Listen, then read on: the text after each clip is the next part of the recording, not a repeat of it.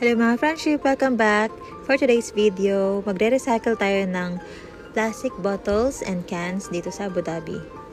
So finally, nakapaghanap rin kami ng machine na pwedeng dalhin ang aming mga plastic bottles.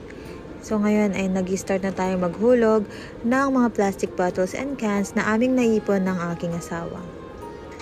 So nakakatuwa habang ginagawa ko ito dahil akala ko nung una ay sobrang tagal at mahirap gawin, pero napakasimple lang pala at nakakatuwa sa pakiramdam na nakaka-save ka na ng Mother Earth at the same time nakaka-ipon ka pa ng rewards points.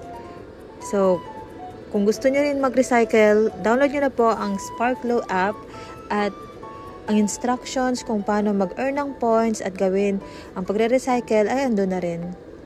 So ayan, ihulog mo lang lahat ng mga bottles and cans at pagkatapos ay ilagay mo lang ang mobile number mo para makapag-start ka ng mag-earn ng points. So napakasimple at napakadali lang pala gawin. See you in the next video!